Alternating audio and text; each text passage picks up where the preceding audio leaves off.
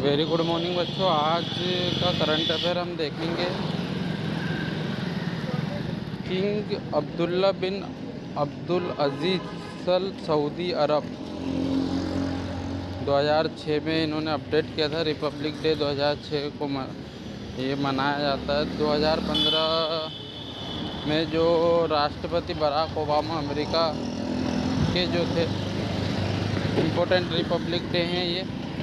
कौन सा कब रिपब्लिक डे मनाया जाता है?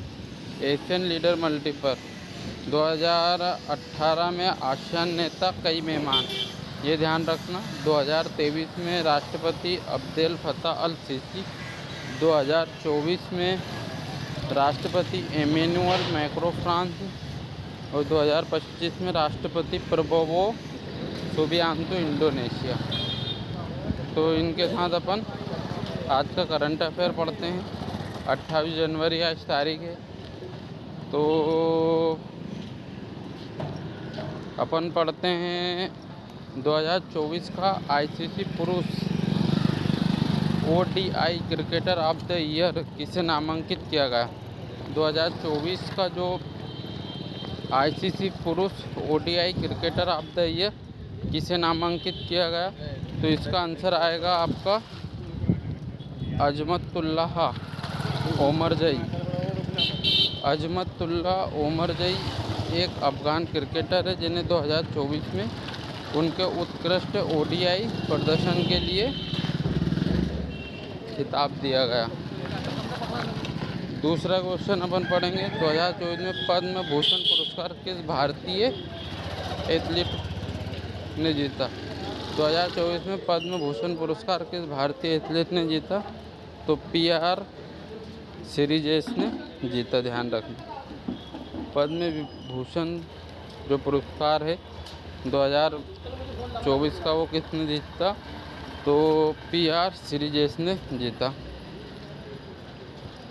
पीआर सीरीजेस एक प्रसिद्ध भारतीय हॉकी गोलकीपर हैं जिन्हें भारतीय हॉकी में उनके योगदान के लिए पद्म भूषण पुरस्कार मिला है। तीसरा क्वेश्चन अपन पढ़ेंगे। धनलक्ष्मी बैंक के कार्यकारी निर्देशक के रूप में किसे नियुक्त किया। धनलक्ष्मी बैंक के कार्यकारी निदेशक के रूप में किसे नियुक्त किया, तो इसका आंसर आएगा सूरज राज या सूर्या राज, अपन बोल सकते हैं इसको, सूर्या राज बोल देना।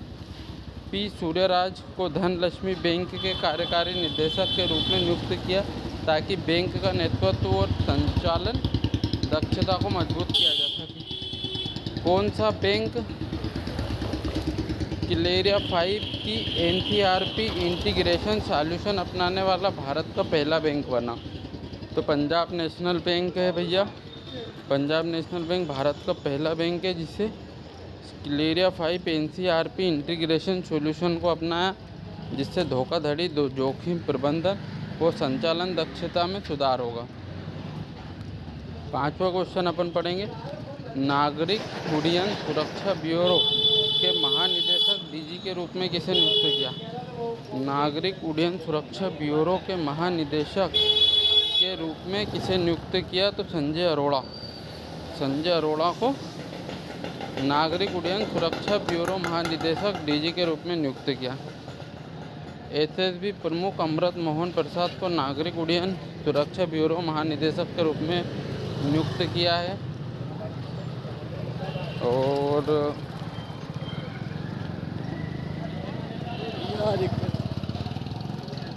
ध्यान रखना, एसएसबी प्रमुख अमृत मोहन प्रसाद को नागरिक उड्डयन सुरक्षा ब्यूरो महानिदेशक के रूप में नियुक्त किया गया। भारत जो विमानन सुरक्षा सुरक्षित करने में महत्वपूर्ण भूमिका निभाते हैं। बांके बिहारी मंदिर वृंदावन को कौन सा लाइसेंस प्रदान किया, तो बांके बिहारी मंदिर वृंदावन को कौन सा लाइसेंस प्रदान किया गया, तो ध्यान रखना विदेशी अंशदान अधिनियम लाइसेंस। कौन सा? विदेशी अंशदान नियमन अधिनियम। इसके बारे में पढ़ेंगे। समाचार के अनुसार बांके बिहारी मंदिर को FCRA लाइसेंस प्रदान किया गया, जो कि विदेशी अंशदान को कानूनी रूप से स्वीकार करने में सक्षम बनाता है। राष्ट्रीय कस्टम दिवस कब मनाया जाता है? तो राष्ट्रीय कस्टम दिवस 26 जनवरी को मनाया जाता है। इंटरनेशनल कस्टम्स डे ऑब्जर्व्ड तो कब बनाया जाता है? तो 26 जनवरी को बनाया जाता है। समाचार के अनुसार अंतर्राष्ट्रीय कस्टम दिवस हर साल 26 जनवरी को सीमा शुल्क अधिकारियों के योगदान को सम्मानित करने के लिए बनाया जाता है। महिला हॉकी इंडिया लीग का पहला संस्करण किस टीम ने जीता? महिला हॉकी इंडिया लीग का पहला संस्करण किस टीम ने जीता?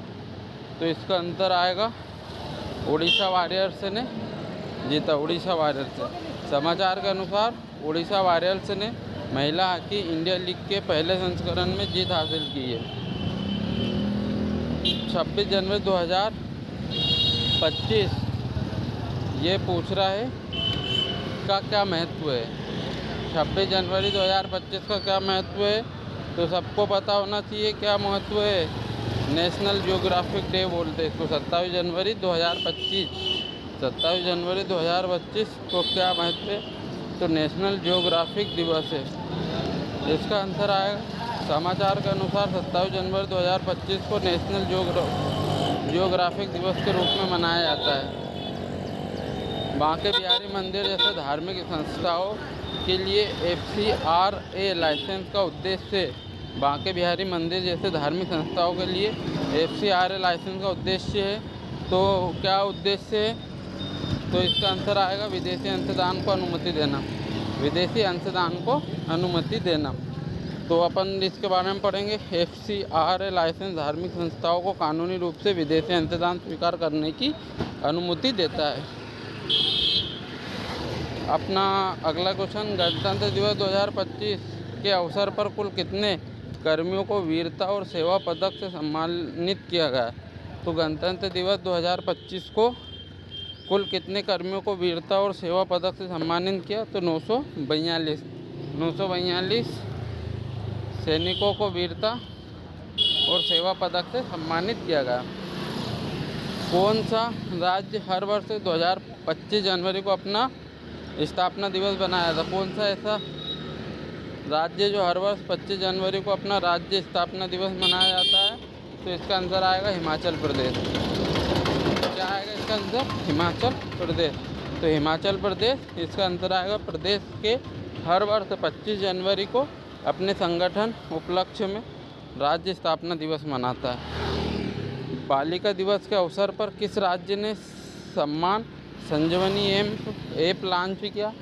तो बच्चों ध्यान रखना, बालिका दिवस के अवसर पर किस राज्य ने सम्मान संजीवनी ऐप लॉन्च किया? तो हरियाणा ने लॉन्च किया। तो हरियाणा ने बालिकाओं के कल्याण और योजनाओं को बढ़ावा देने के लिए सम्मान संजीवनी ऐप लॉन्च किया।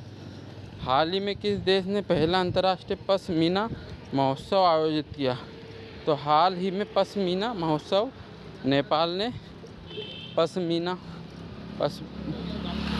महोत्सव किसने किया? तो नेपाल ने किया। नेपाल ने विश्व प्रसिद्ध पश्मीना उत्पादों को बढ़ावा देने के लिए अंतर्राष्ट्रीय पश्मीना महोत्सव आयोजित किया। पश्मीना एक वो ऊन रहता है, बहुत महंगा बिकता है। ध्यान रखना, पश्मीना का बच्चों ऊन रहता है जिसकी वो कम्बल या कुछ कपड़े भी बनते हैं, रजाई आदि बनती है, बहुत महंगा ऊन बिकता है। तो भारत में वर्तमान मतदाताओं की संख्या कितनी है? तो ध्यान रखना 100 करोड़ के लगभग है, या 99.1 करोड़ बोल सकते हो मतदाताओं की सूची। भारत में व्यापार घाटे को कम करने के लिए कौन सा उपकरण उपयोग किया जाता है? तो व्यापार घाटे को कम करने के लिए कौन सा उपकरण उपयोग किया जाता है? तो आयात शुल्क क्या है इसको देख लेना। आयात शुल्क लगाने से आयात को हतों उत्साहित किया जाता है जिससे व्यापार घाटा कम हो सके। पुरुष सूक्त जो वर्ण व्यवस्था से संबंधित है मूल रूप से किस धर्म ग्रंथ में उल्लेखित है? पुरुष सूक्त जो वर्ण व्यवस्था से संबंधित है मूल रूप से किस धर्म ग्रंथ है उल्लेखित है? तो ऋग्वेद। और ऋग्वेद का एक मंदिर है मध्य प्रदेश में, भैंसवा माता जी राजगढ़ में। और यहीं की जगह से पूरी धार्मिक पॉलिटिक्स होती है, यहीं से होती है, अंकों के थ्रू वो भी, और लास्ट पे अंक डिपेंड हो जाते हैं। तो भारत में बैंकिंग प्रणाली का मुख्य नियामक कौन है? भारत में बैंकिंग प्रणाली का मुख्य नियामक कौन है? तो भारतीय रिजर्व बैंक है। भारत में बैंकिंग प्रणाली का मुख्य नियामक कौन है? तो भारतीय रिजर्व बैंक है। तो भारतीय रिजर्व बैंक बैंकिंग क्षेत्र का नियमन और निगरानी करता है। मगध के शासक को सिकंदर महान का समकालीन माना जाता है। सिकंदर महान के समकालीन कौन थे? धनानंद। चाणक्य आया था इनके पास, फिर उसने अपनी चोटी में गठान नहीं दी। उसके बाद चाणक्य ने किसको ध्यान रखना, चाणक्य भी इसी समकालीन थे। सिकंदर और धनानंद और चाणक्य ये सब एक साथ ही थे।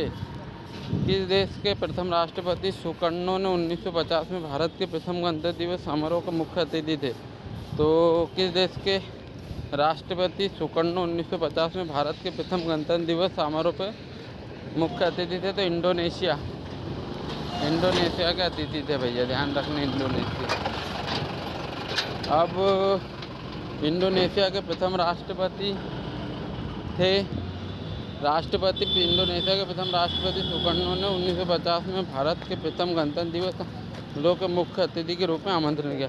तो बच्चों आज की क्लास यहीं पे तुम्हारी ख़त्म करते हैं।